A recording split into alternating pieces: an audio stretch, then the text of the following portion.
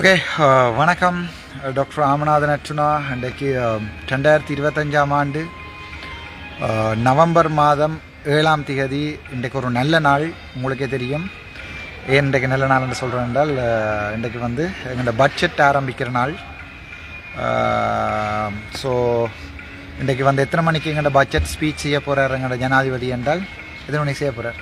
1:30க்கு தான் ஸ்டார்ட் பண்ணது. 1:30லேருந்து நான் நினைக்கிறேன் ஒரு 4 மணி வரைக்கும் ஜனாதிபதியினுடைய இது வந்து பட்ஜெட்டினுடைய முதலாவது வாசிப்பு என்று சொல்வார்கள். ஃபர்ஸ்ட் ரீடிங் 1 மணியிலிருந்து 4, 4:30, 5 மணி வரைக்கும் போகுமென்று எதிர்பார்க்கலாம். ஸோ நான் இன்றைக்கு விடிய 9:30க்கு வந்திருக்கிறேன். அதாவது எக்ஸாமுக்கு வந்து அந்த டைம் ஓடிடக்கூடாது தானே, அதால் இன்றைக்கு வெள்ளனவே நான் வந்திருக்கிறேன். இப்போ டைம் வந்து 10 மணி இருக்குமென்னு நினைக்கிறேன். வந்து நான் விடிய 9 மணிக்கு வந்துட்டேன். 10:15 இப்போ 10:05 டைம். ஸோ இதில் பார்த்தீங்கன்னு சொன்னால், இந்த பட்ஜெட்டில் யாருக்கு என்ன ஒதுக்கி இருக்குன்னு சொல்லி சகல புத்தகம். இது வந்து நாங்கள் ஜனாதிபதியினுடைய உரைக்கு முன்னம் நாங்கள் இதுகளை வெளியால் விடையில்லாது விடுறது சரியில்லை. அது அந்த முன்பக்கத்தை மட்டும் காட்டுறேன். 2026ஆம் ஆண்டு குறிய இந்த வரவு செலவு திட்டங்களில் இருக்கிற என்னென்ன தொடர்பாக இவ்வளோ காசு ஒதுக்கப்பட்டிருக்கிறது, அவருடைய ஸ்பீச் என்ன என்பது தொடர்பாக, குட் மார்னிங், ஸ்பீச் என்னென்ன தொடர்பாக இதில் எல்லாமே இருக்கிறது. நான் அது சம்மந்தமாக கதைக்கக்கூடாது. என்றால் ஜனாதிபதி வந்தால் மட்டும்தான், வந்து ஸ்பீச் கதைச்சா பிறகு தான் நான் அதில் சொல்லலாம். ஆகவே மட்டையை மட்டும் காட்டுறேன். சகல புத்தகம் இவ்வளோ புத்தகத்தையும் நாங்கள் உடனே எடுத்து வாசிக்க வேண்டிய தேவை இருக்கிறது எனக்கு. இவ்வளோத்தையும் வாசித்து உங்களுக்கு தெரியும், இந்த புத்தகத்தை தான் நெடுக உங்களுக்கு குளறேன் நான் இவங்கள்ட ப்ரொஜெக்ட் சம்மந்தமானது. ஸோ அதை இப்போ நான் ஸ்டடி பண்ண போகிறேன். இதை ஸ்டடி பண்ணித்தான் நான் உங்களுக்கு இனிமேல் விளங்கப்படுத்தணும். இந்த பட்ஜெட்டில் என்ன எங்களுக்கு நட்டம், என்ன லாபம் என்று உங்களுக்கு விளங்கப்படுத்த வேண்டியிருக்கும். இதுதான் ஜனாதிபதியினுடைய இன்றைய பாராளுமன்ற உரை. இதுவாக தான் இருக்க போகுது. அவருடைய பட்ஜெட் ஸ்பீச் வந்து இது சிங்களத்தில் இருக்கிறபடியே எனக்கு பிரயோசனம் இல்லை. தமிழில் இருக்கிறது. வரவு செலவு திட்ட மதிப்பீடு, வரைவு டிராஃப்ட் இருக்கிறது. இது வந்து நேஷனல் பட்ஜெட்டை வந்து இவர்கள் ஆங்கிலத்திலையும் தமிழ்லையும் தந்திருக்கிறார்கள். இப்போ நான் இது சம்பந்தமாக நான் யாருக்குமே எந்த கருத்துக்களையுமோ அல்லது வந்து என்ன பட்ஜெட்டில் இருக்குது என்ன இல்லை என்றதை சொல்ல மாட்டேன். அது சொல்ல இயலாது, சட்டப்படி சொல்லவும் இயலாது. ஸோ நான் வெளில வந்திருக்கிறேன், இதை படிக்க போகிறேன்ன்றதுக்காக தான் நான் உங்களுக்கு இந்த லைவை போட்டு காட்டுறேன். மற்றது பார்த்தீங்கன்னா பார்லிமெண்ட்டில் யாருமே இல்லை, நான் மட்டும்தான் இருக்கிறேன் பார்லிமெண்ட்டில். இப்போ தான் வந்து மைக்குகள் எல்லாம் டெஸ்ட் பண்ணி கொண்டிருக்கிறார்கள். யாருமே இல்லை பாராளுமன்றத்தில். நோபடிஸியை இப்படி தான் பாராளுமன்றம் இருக்கும். So the reason I came very early is to study the budget carefully and to see பட்ஜெட்டில் என்ன இருக்குது என்ன இல்லை, எவ்வளோ காசு யாருக்கு ஒதுக்கப்பட்டிருக்கிறது, நம்மளுக்கு என்ன ஒதுக்கப்பட்டிருக்கு. இப்போ உங்களுக்கு தெரியும், இப்போ இந்த இதில் எடுத்து இப்போ இவ்வளோ பெரிய புத்தகம், ஒரு சின்ன புத்தகம் இல்லையா, இவ்வளோ பெரிய புத்தகம்.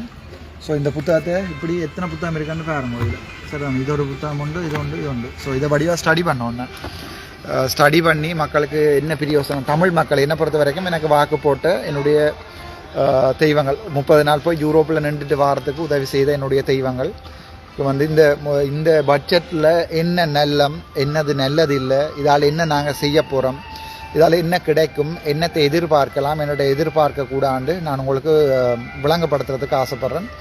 அதால் இன்றைக்கு வந்து சரியான ஏழியா நான் தான் முதலாவதாக வந்திருக்கிற பாராளுமன்ற உறுப்பினர். வேறு யாருமே இல்லை இதில். நான் தான் முதலாவதாக வந்திருக்கிறேன். வந்து இதை ஸ்டடி பண்ணி நான் உங்களுக்கு இன்றைக்கு ஒரு கிளியரான வீடியோக்கள் நான் வெள்ளனவே உங்களுக்கு கொஞ்சம் போடுறேன். ஸோ அதை தயவு செய்து பாருங்கோ, அதை ஷேர் பண்ணுங்க. உங்களால் முடிஞ்சால் ஷேர் பண்ணுங்கோ, பாருங்கோ, சந்தோஷம். இதை ஃபுல்லாக ரீட் பண்ணி இந்த ஃபுல் டீட்டெயிலையும் நான் உங்களுக்கு போடுறேன். இதில் இன்றைக்கு இது கனநாளை பிறகு 1 மாதத்துக்கு பிறகு பாராளுமன்றத்துக்கு வந்திருக்கிறேன். எல்லோரும் சொல்லிச்சுன்னா நான் ஓடிடுவேன், அசைலம் அடித்து ஓடிடுவேன், சுடுறதுக்கு பயத்தில் ஓடிடுவேன்ட்டு இல்லை, பாராளுமன்றத்தில் தான் நிற்கிறேன். நன்றி, வணக்கம். இதில் என்ன லாபம், என்ன கூடாது, என்ன நல்லது என்பதை 1 மணிக்கு ஜனாதிபதி தன்னுடைய பட்ஜெட் உரையை முடித்த பிறகு 4:30க்கு முடியும். இன்றைக்கு 7 மணிக்கு பிறகு நான் ஒரு லைவில் இது ஃபுல்லாக ஸ்டடி பண்ணி ஒரு ஆரம்பத்தை போடுறேன். அதுக்கு பிறகு இந்த பட்ஜெட்டை வடிவாக விளங்கி கொள்ளுங்க. என்னென்னா, இதுதான் 3வது வாசிப்பு, பட்ஜெட்டினுடைய 3வது வாசிப்பு. இன்றைக்கு வந்து 7ஆம் தேதியில் இருந்து எத்தனாம் தேதி வரைக்கும் என்றால் 14ஆம் தேதியிலேருந்து 8ஆம் தேதியிலேருந்து 14ஆம் தேதி வரைக்கும் ஞாயிற்றுக்கிழமை இல்லாமல் மற்ற நாளில் 2ஆம் நிலை வாசிப்பு, செகண்ட் ரீடிங். அதுக்கு பிறகு 15ஆம் தேதியிலிருந்து அடுத்த மாதம் 5ஆம் தேதி வரைக்கும் 3ஆம் வாசிப்பு தொடர்ந்து நடந்து கொண்டே இருக்கும். ஒவ்வொரு நாளும் நடந்து கொண்டே இருக்கும். ஞாயிற்றுக்கிழமை தவிர்ந்த ஞாயிற்றுக்கிழமை தவிர்த்த மிச்ச நாள் முழுக்க தொடர்ந்து பட்ஜெட்டாக இருக்கும், பட்ஜெட் வாசிப்புகளாக இருக்கும். அப்போ தொடர்ந்து நான் இங்கே பாராளுமன்றத்தில் நிற்க வேண்டியிருக்கும். வழக்குகள் இருக்கிறதுக்கு எனக்கு பாராளுமன்றத்தில் இருக்கிறபடியாக அந்த வழக்குகளுக்கு எனக்கு போக முடியாமல் இருக்கும். பெரும்பாலானதுக்கு நான் முடிஞ்ச வரைக்கும் வாரத்துக்கு ட்ரை பண்ணேன். ஆனால் என்னை பொறுத்த வரைக்கும் இந்த பட்ஜெட், இந்த பார்லிமெண்ட்ன்றது எனக்கு முக்கியமோ இல்லையா, என்னுடைய மக்களுக்கு எனக்கு வாக்கு போடாத 6 லட்சம் ஜனத்தில் 27,000 பேர் மட்டும் தான் எனக்கு வாக்கு போட்டிருக்கார்கள். வாக்கு போடாதவர்களுக்கும் இது சரியான முக்கியம். ஸோ என்னை பொறுத்த வரைக்கும் யார் வாக்கு போட்டது யார் வாக்கு போடலைன்னு இல்லை. 27,000 பேர் வாக்கு போட்டாலும் 6 லட்சம் பேருக்கும் கிளிநொச்சியில் யாழ்ப்பாணத்தில் இருக்கிற 6 லட்சம் பேருக்கும் சேர்த்து தான் நான் வேலை செய்வேன். என்ன திட்டுறாக்கள் பேசுகிறாக்கள் சகல பேருக்கும் சேர்த்து தான் நான் அதை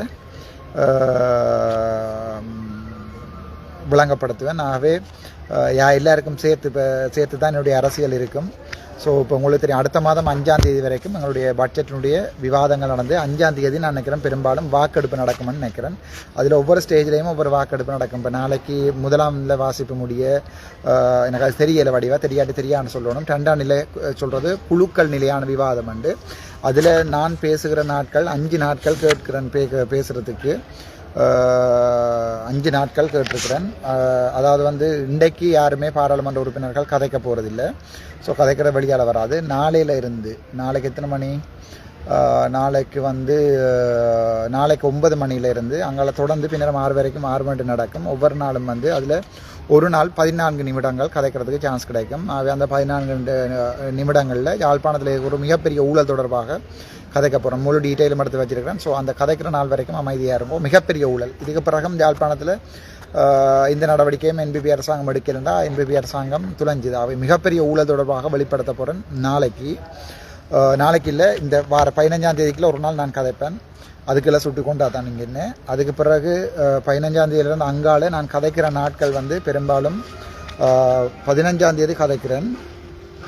தமிழில் மார்க் பண்ணி நான் 15ஆம் தேதி கதைக்கிறதுக்கு கேட்டிருக்கேன்.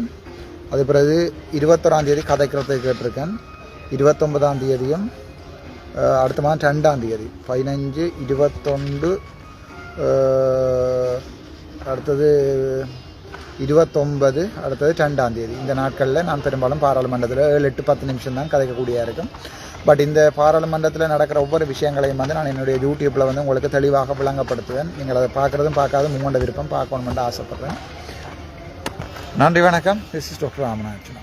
எதிர்வரும் 2026ஆம் ஆண்டிற்கான வரவு செலவு திட்டம் இன்றைய தினம் ஜனாதிபதி அனுரகுமார திசாநாயக்கவால் பாராளுமன்றத்தில் சமர்ப்பிக்கப்படவுள்ள நிலையில் அதை குறித்து பாராளுமன்ற உறுப்பினர் ராமநாதன் அர்ச்சுனா கருத்து தெரிவித்தார்.